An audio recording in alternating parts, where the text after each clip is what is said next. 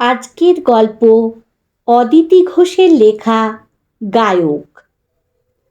একটা ঘরোয়া অনুষ্ঠানে গান গাওয়ার জন্য আমন্ত্রণ পেয়েছিল সুমিত।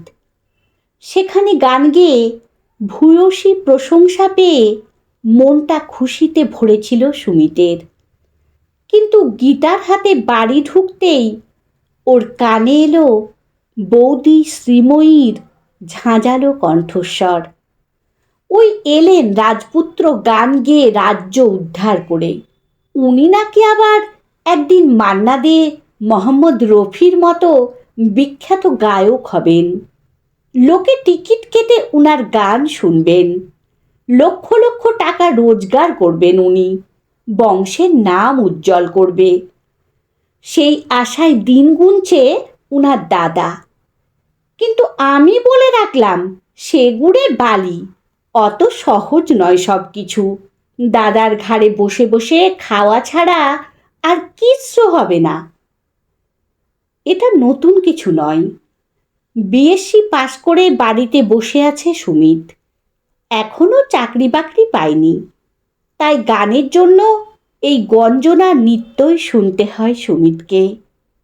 খাওয়ার খোঁটাও খেতে হয়। এখন সব গা সওয়া হয়ে গেছে ওর। সুমিতের দাদা অমিতের উপস্থিতিতে শ্রীময়ী খুব একটা কিছু বলে না সুমিতকে। বৌদির নামে দাদার কাছে নালিশ করতে খারাপ লাগে সুমিতের। তাই শ্রীময়ী সুমিতের সঙ্গে এই দুর্ব্যবহারের কথা অমিতের কাছে অজ্ঞাতই থেকে গেছে। গানের প্রতি আকর্ষণ সুমিতের ছোট থেকে। ও যখন দুষ্টুমি করত, তখন টেপ রেকর্ডারে গান চালিয়ে দিলেই ও শান্ত হয়ে যেত আর এক মনে গান শুনত। আর একটু বড় হয়ে ও নিজের মনে গান গাইত। আসলে গান ওর রক্তে ছিল। সুমিতের মা কল্পনা গাঙ্গুলি খুব সুন্দর গান গাইতেন। গানের প্রতি সুমিতের এই আকর্ষণ দেখে ওর 7 বছর বয়সে ওর জন্য একজন গানের শিক্ষক নিয়োগ করেছিলেন ওর বাবা দীপক গাঙ্গুলি। পড়াশোনার সঙ্গে সঙ্গে গানেরও রেওয়াজ করত সুমিত সকাল সন্ধে। একটার পর একটা গানের পরীক্ষায় পাশ করেছে ও কৃতিত্বের সঙ্গে। সুমিতের গানের ব্যাপারে প্রথম থেকেই পূর্ণ সমর্থন ছিল 12 বছরের বড় দাদা অমিতের। সুমিতের জন্মের সময়ই ওর মা মারা যান। তখন থেকেই ছোট্ট ভাইটাকে বুক দিয়ে আগলে রাখত অমিত। এরপর বাবাকে হারায় সুমিতর 15 বছর বয়সে। তখন অমিতের বয়স 27। বিটেক পাশ করে রেলের চাকরিটা পেয়ে গিয়েছিল অমিত তার 4 বছর আগেই। একটা প্রাইভেট ফার্মে চাকরি করতেন দীপক গাঙ্গুলি। মাত্র 57 বছর বয়সে অফিসে ডিউটি করতে করতেই হার্ট অ্যাটাক হয়ে মারা যান তিনি। তখন থেকেই ভাইয়ের সব দায়িত্ব নিজের কাঁধে তুলে নিয়েছিল অমিত। মাধ্যমিক ও উচ্চ মাধ্যমিক পরীক্ষায় স্টার মার্কস পেয়ে পাশ করেছিল সুমিত। ও উচ্চ মাধ্যমিক পাশ করার পর জন্মদিনে উপহার হিসেবে ওকে গিটারটা কিনে দিয়েছিল অমিত। গিটার পেয়ে খুব খুশি হয়েছিল সুমিত। গিটার বাজানো শেখার পর ও গিটার বাজিয়ে গান করত। বন্ধুদের জন্মদিনে ও পাড়ার ছোটোখাটো বিচিত্রা অনুষ্ঠানে গান গেয়ে বেশ প্রশংসা পাচ্ছিল। অমিত রাত্রে অফিস থেকে ফিরে প্রায়ই সুমিতকে গান গাইতে বলতো। সুমিতও রেডি হয়ে থাকতো দাদাকে গান শোনাবে বলে। বেশ আনন্দেই কেটে যাচ্ছিল দুই ভাইয়ের জীবন। যে আয়া সুমিতকে জন্মের দিন থেকে মানুষ করেছিল, সেই মিনামাসি একভাবে রয়ে গিয়েছিল সুমিতদের বাড়িতে। পুরো সংসারটাকে ঘরের গৃহিণীর মতো আগলে রেখেছিল। রান্না বান্না, ঘর গোছানো সবই একা হাতে করত মিনামাসি। মিনামাসিকে খুবই ভালোবাসত অমিত আর সুমিত। ওরা ভুলেই যেত যে মীনামাসি ওদের নিজের কেউ নয়। অমিতকে অমিত দাদাবাবু বলতো, আর সুমিতকে নাম ধরেই ডাকত। মীনামাসির আপত্তি সত্ত্বেও বাসন মাজা, ঘর মোছা এসব কাজের জন্য আভা নামের একজন মহিলাকে রেখেছিল অমিত। আজ বৌদির কথাগুলো শুনে ভীষণভাবে মীনামাসির কথা মনে পড়ে যাচ্ছে সুমিতের। সুমিত বড় হওয়ার পরও কত যত্ন করে খেতে দিত মীনামাসি। খেতে বসে কিছু খাবো না বললে জোর করে খাওয়াতো। ওদের দুই ভাইয়ের সব ব্যাপারে লক্ষ্য রাখত। বৌদি এ বাড়িতে আসার 3 মাস পরই বৌদির দুর্ব্যবহারের জন্য এই বাড়ি ছেড়ে চলে যেতে হয়েছিল সেই মীনামাসিকে। অথচ বৌদিকে নিজে পছন্দ করে এই বাড়ির বউ করে নিয়ে এসেছিল মীনামাসি। এখনও স্পষ্ট মনে আছে সুমিতের 4 বছর আগের সেই সন্ধ্যার কথা। সেদিন ছিল রবিবার। সন্ধেবেলায় ব্যালকনিতে বসে গল্প করছিল ওরা দুই ভাই। রবিবার দিনগুলোতে দাদা বাড়িতে থাকতো বলে চায়ের সঙ্গে কোনো না কোনো স্পেশাল জলখাবার বানাতো মীনামাসি। সেদিন চিকেন পকোড়া বানিয়েছিল। দুজনের হাতে পকোড়ার প্লেট দুটো ধরে দিয়ে মীনামাসি বলেছিল, আজ তোমার সঙ্গে আমার একটা কথা আছে অমিত দাদাবাবু। কর্তামশাই বেঁচে থাকলে অনেক আগেই কথাটা তুলতেন উনি। অমিত বলেছিল, কি কথা মীনামাসি? মীনামাসি বলেছিল, দেখতে দেখতে সুমিত 22 বছরের হলো, আর তোমার বয়স হলো 34। এবার তোমাকে বিয়ে করতে হবে। একটা ভালো সম্বন্ধ দেখেছি। দাদা বলেছিল, তুমি তো বাড়ি থেকেই বের হও না মীনামাসি, তুমি এসব করলে কি করে? মীনামাসি বলেছিল, পারুল তো 3 বাড়ি কাজ করে। যে মাস্টারমশাইয়ের বাড়ি ও কাজ করে, তার স্ত্রী ওর মুখে তোমার কথা শুনে নিজের মেয়ের সঙ্গে তোমার বিয়ে দিতে চায়। পারুল বিকেলে এসে আমাকে সঙ্গে করে নিয়ে গিয়েছিল সেই বাড়িতে। আমি নিজে গিয়ে মেয়ে দেখে এসেছি। মেয়েটার নাম শ্রীময়ী। নাম ওর সত্যিই সার্থক। যেমন সুন্দর দেখতে তেমন সুন্দর ব্যবহার, MA পাস। ওর বাবা মা ওর বিয়ের ব্যাপারে খুব অস্থির হয়ে উঠেছে। তোমার সঙ্গে বিয়ের কথা বলতে পরের রবিবার সকাল 10টার সময় আসবে বলেছে। ওরা দেখে গেলে তারপর তোমরা দুই ভাই গিয়ে মেয়ে দেখে আসবে। এরপর মেয়ে পক্ষ ও মীনামাসির তৎপরতায় 1 মাস পরই বিয়ে হয়ে গিয়েছিল দাদার। বৌদি বাড়িতে আসায় ভীষণ খুশি হয়েছিল সুমিত। প্রথম প্রথম সুমিতের সঙ্গে ভালো ব্যবহারই করত বৌদি, কিন্তু 2 মাস যেতে না যেতেই বদলে গেল বৌদির ব্যবহার। ভালো করে কথাই বলতো না সুমিতের সঙ্গে। সব সময় যেন অসন্তোষ লেগেই থাকতো মুখে। মনে কষ্ট পেলেও এই নিয়ে দাদাকে কিচ্ছু বলতো না সুমিত। কয়েকটা দিন যেতেই বৌদির অসন্তোষের কারণটা পরিষ্কার হলো। মীনামাসির সংসারের ওপর কর্তৃত্ব ও তার প্রতি সুমিতের ভালোবাসা মেনে নিতে পারছিল না বৌদি। মীনামাসির সঙ্গে সব সময় খারাপ ব্যবহার করতে লাগলো। এর ফল যা হওয়ার তাই হলো। মীনামাসি বাড়ি ছেড়ে চলে গেল। যাওয়ার আগে দাদাকে বলে গেল, তোমাদের সংসারে ভার নেওয়ার জন্য বৌমা এখন একাই যথেষ্ট। আমার বৌদি মারা যাওয়ার পর দাদার সংসারটা ছন্নছাড়া হয়ে গেছে। তাই শেষ জীবনটা আমি দাদা ও ভাইপোদের সঙ্গে কাটাতে চাই। দাদা এরপর আর বাধা দিতে পারেনি মীনামাসিকে। মীনামাসি চলে যাওয়ার আসল কারণটা জানতো বলে মনে মনে ভীষণ কষ্ট পেয়েছিল সুমিত। বৌদি তারপরই রাঁধুনি হিসেবে নিয়োগ করেছিল পারুল নামের এক অল্প বয়সী মহিলাকে। তাকে কোনো ব্যাপারে নাক গলাতে দেয় না বৌদি। সে বৌদির নির্দেশ মতো রান্না করে বাড়ি চলে যায়। বৌদির বলা কথাগুলো যেন কানের কাছে বাজছে সুমিতের। মনে হচ্ছে মিনামাসির মতোই বাড়ি ছেড়ে চলে যেতে। 5 জন বন্ধুকে নিয়ে পঞ্চপাণ্ডব নামে যে গানের ব্যান্ড খুলেছে সুমিত, সেটার নাম একটু একটু করে ছড়াচ্ছে। মাঝে মাঝেই গান গাওয়ার আমন্ত্রণ আসে। তার থেকে যে রোজগার হয় সেই টাকা 5 জনে ভাগ করে নেয় ওরা।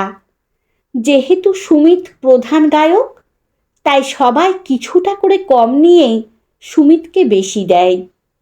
এছাড়াও একটা আয় আছে সুমিতের। ওর বাবার মৃত্যুর পর প্রভিডেন্ট ফান্ড ও গ্র্যাচুইটির যে টাকা পাওয়া গিয়েছিল, সবই সুমিতের নামে ব্যাংকে ফিক্সড ডিপোজিট করে দিয়েছিল দাদা 10 বছরের জন্য। 10 বছর হতেই সেই টাকা তুলে সুমিতের নামে এমআইএস করে দিয়েছে দাদা। সেই টাকা থেকে একটা টাকাও নেয় না দাদা, সবই জমে যায় সুমিতের অ্যাকাউন্টে। তাই সব মিলিয়ে একটা মেস ভাড়া করে হয়তো থাকা যাবে, কিন্তু সেখানে বাঁধ সেধেছে দুজনের অকৃত্রিম ভালোবাসা। আগে শুধু দাদা ছিল, এখন যোগ হয়েছে 2 বছরের রৌনক মানে রনি। কাকার সাংঘাতিক ন্যাওটা সে। সুমিত যতক্ষণ বাড়িতে থাকে ও রনি জেগে থাকে, সুমিতের কাছছাড়া হতে চায় না সে। তাই বৌদির কটূক্তি হজম করে বাড়িতেই থেকে যেতে হয় সুমিতকে। রনি এখন ঘুমুচ্ছে। নিজের ঘরে মনমরা হয়ে বসে থাকতে থাকতে আকাশ পাতাল ভাবছিল সুমিত। হঠাৎ একটা আর্ত চিৎকারে সম্বিত ফিরে পেল সে। গলাটা বৌদির। শব্দটা আসছে সিঁড়ির দিক থেকে। ও ছুটে গিয়ে দেখল শ্রীময়ী দুমড়ে মুচড়ে পড়ে আছে সিঁড়ির শেষ ধাপেই। তাড়াতাড়ি নিচে নামলো ও। কোনো রকমে কোলে করে নিয়ে গিয়ে নিচের তলায় মিনামাসির ঘরটায় খাটে শুইয়ে দিল ওকে। শ্রীময়ীর কপাল ফেটে রক্ত পড়ছে। যন্ত্রণায় কাতরাতে কাতরাতে শ্রীময়ী বলল, ডান হাতটা মনে হচ্ছে ভেঙে গেছে। একটা চেনা অ্যাম্বুলেন্সকে ফোন করে আসতে বলল সুমিত। তারপর শ্রীময়ীর কপালের ক্ষতের রক্ত বন্ধ করার জন্য কিছুটা ওষুধ দিয়ে ব্যান্ডেজ করে দিল। অমিতকে ফোন করে সব জানিয়ে জানতে চাইল কোন হাসপাতালে নিয়ে যাবে বৌদিকে। অ্যাম্বুলেন্স এসে গিয়েছিল। রনিকে ঘুম থেকে তুলে পাশের বাড়ির এক বৌদির জিম্মায় রেখে সুমিত দাদার নির্দেশ করা নার্সিংহোমে নিয়ে গেল শ্রীময়ীকে। নার্সিংহোমে শ্রীময়ীকে অ্যাডমিট করার বেশ কিছুক্ষণ পর অমিত এসে গিয়েছিল ওর বাইকে করে। এক্স-রে করে জানা গেছে শ্রীময়ীর কনুই থেকে হাতটা ভেঙে গেছে। প্লাস্টার করে ও নানা রকম ওষুধ ইঞ্জেকশন দিয়ে নার্সিংহোম থেকে ডিসচার্জ করে দিল শ্রীময়ীকে। অমিত চেয়েছিল সুমিত ওর বাইকটা নিয়ে বাড়ি ফিরে যাক, আর ও অ্যাম্বুলেন্সে শ্রীময়ীকে নিয়ে আসবে। কিন্তু সুমিত আপত্তি জানালো। ও বলল, রাত 11টা বেজে গেছে, তুমি বাড়ি গিয়ে দত্ত বৌদির কাছ থেকে রনিকে বাড়ি নিয়ে এসো, আমি অ্যাম্বুলেন্সে যাচ্ছি। এরপর অমিত চলে গেল। অ্যাম্বুলেন্সে সারা রাস্তায় শ্রীময়ী সুমিতকে একই কথা বলে চলেছে, আমার রনির কি হবে, কে দেখবে ওকে? সুমিত সান্ত্বনা দিচ্ছে সারাক্ষণ, তুমি চিন্তা করো না, সব ঠিক হয়ে যাবে। শ্রীময়ী বলল, ডাক্তার বলেছে ইনজুরিটা ভালো রকমের হয়েছে, হাত ঠিক হতে 2 মাস লেগে যেতে পারে। এতদিন কি করে চলবে? তুমি বরং এক কাজ করো ভাই, তুমি কাল সকালে রনিকে নিয়ে মিনামাসির বাড়ি যাও, গিয়ে তাকে আসতে বলো। তোমাকে তো খুব ভালোবাসে মিনামাসি, ও খুব বড় মনের মানুষ। রনিকে দেখে তোমার অনুরোধ ফেলতে পারবে না ও। আমি জানি অনেক খারাপ ব্যবহার করেছি আমি ওর সঙ্গে। তুমি বলো ওকে যে আমি ওর কাছে ক্ষমা চাইছি, ও যেন আমাকে ক্ষমা করে দেয়। সুমিত বলল, বেশ, আমি চেষ্টা করে দেখব। সুমিতকে ভাই সম্বোধন এই প্রথম করল শ্রীময়ী। সুমিত মনে মনে হাসল। ঈশ্বর বোধহয় এমনি করেই মানুষের দর্প চূর্ণ করেন। সত্যি খুব বড় মনের মানুষ মীনামাসি। তাই তাকে সব কিছু জানিয়ে সুমিত বাড়িতে আসার জন্য অনুরোধ করতে শ্রীময়ী সব খারাপ ব্যবহারের কথা ভুলে তার অসময়ে তার পাশে এসে দাঁড়িয়েছে সে।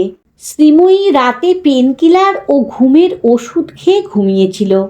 সকাল 9টার সময় ঘুম ভাঙতেই ও রনির নাম ধরে ডাকতে লাগলো। তৎক্ষণাৎ রনিকে কোলে মীনামাসি ওর বিছানার পাশে এসে দাঁড়ালো। মীনামাসিকে দেখে কেঁদে ফেলল শ্রীময়ী। কাঁদতে কাঁদতে বলল, আমি তোমার সঙ্গে অনেক খারাপ ব্যবহার করেছি, আমাকে তুমি ক্ষমা করে দাও মীনামাসি। মীনামাসি শ্রীময়ীর মাথায় হাত বুলিয়ে দিয়ে বলল, ওসব কথা এখন থাক বৌমণি। তোমার কাল রাত থেকে একটু দুধ ছাড়া আর কিচ্ছু খাওয়া হয়নি শুনলাম। আমি পারুলকে দিয়ে তোমার জন্য ডালিয়ার খিচুড়ি করিয়েছি। তুমি বাথরুম গিয়ে ব্রাশ করে এসো, আমি খাইয়ে দেব। অফিস যাওয়ার জন্য তৈরি হচ্ছিল অমিত। স্নান সেরে শ্রীময়ীর ঘরে এলো। এসে দেখল মীনামাসি খাটের সামনে একটা টুল নিয়ে চামচে করে খাইয়ে দিচ্ছে শ্রীময়ীকে। ও মীনামাসিকে বলল, তুমি যখন এসে গেছো মীনামাসি, তখন আমি পুরোপুরি নিশ্চিন্ত। এবার একটা কথা বলে রাখলাম, অনেক দিন ভাইপোদের সংসারে থেকেছ, কিন্তু আর তোমায় ছাড়ব না আমরা। এবার যত দিন বাঁচবে তত দিন এই গাঙ্গুলি বাড়িতেই থাকতে হবে তোমাকে। শ্রীময়ী বলল, আমার শাশুড়ি বেঁচে নেই, তুমি সেই শূন্যস্থান পূরণ করবে। আমি কথা দিচ্ছি যে আমি সুস্থ হওয়ার পরও তোমার বাধ্য বৌমা হয়েই থাকব, কোনো বেচাল করব না। শ্রীময়ীর মুখে এই কথা শুনে চোখে জল এসে গেল মীনামাসির। শাড়ির আঁচলে চোখ মুছে ও বলল, বেশ, তাই হবে। এরপর দেখতে দেখতে পেরিয়ে গেছে 3টে বছর। মীনামাসি বাড়ির কর্ত্রীর মতোই রয়ে গেছে গাঙ্গুলি বাড়িতেই। এর মধ্যে আমূল বদলে গেছে সুমিতের জীবনটা। ওর ব্যান্ড পঞ্চপাণ্ডব এখন মানুষের কাছে যথেষ্ট পরিচিতি লাভ করেছে। আর সুমিত গাঙ্গুলি এখন একজন জনপ্রিয় গায়ক। ইয়াং জেনারেশন মারাত্মক রকম ভক্ত তার। একটা গানের জনপ্রিয় রিয়েলিটি শোতে চ্যাম্পিয়ন হওয়ার পর সিনেমায় প্লেব্যাক করার প্রথম সুযোগ আসে সুমিতের। তারপর আর পিছু ফিরে তাকাতে হয়নি সুমিতকে। একটার পর একটা সিনেমায় প্লেব্যাক করে চলেছে ও। ওর গানের অ্যালবাম বার করার জন্য কম্পিটিশন লেগে থাকে রেকর্ড কোম্পানিগুলোর মধ্যে। এছাড়া বিচিত্রানুষ্ঠান তো লেগেই আছে। ওর গানের কোনো অনুষ্ঠান মিস করে না শ্রীময়ী। রনিও সঙ্গে যায়। 5 বছরের রনি এই বয়সেই সাংঘাতিক গানের ভক্ত। আত্মীয় স্বজন ও বাইরের লোকজনের কাছে এখন শ্রীময়ীকে একটাই কথা বলতে শোনা যায়, আমি আমার ছেলেকে ওর বাবার মতো ইঞ্জিনিয়ার করতে চাই না, আমি চাই আমার ছেলে ওর কাকায়ের মতো একজন স্বনামধন্য গায়ক হোক। সুমিত গাঙ্গুলির মতোই দেশ জুড়ে ছড়িয়ে পড়ুক গায়ক রৌনক গাঙ্গুলির নাম। এটা আমার স্বপ্ন। যেদিন এই স্বপ্ন সত্যি হবে সেদিন ধন্য হবে আমার জীবন। শ্রীময়ীর মুখে এই সব কথা শুনতে শুনতে সুমিতের মনে পড়ে যায় অতীতের বহু তিক্ত স্মৃতি। তবু তারই মধ্যে জয়ের আনন্দে ভরে যায় তার মন।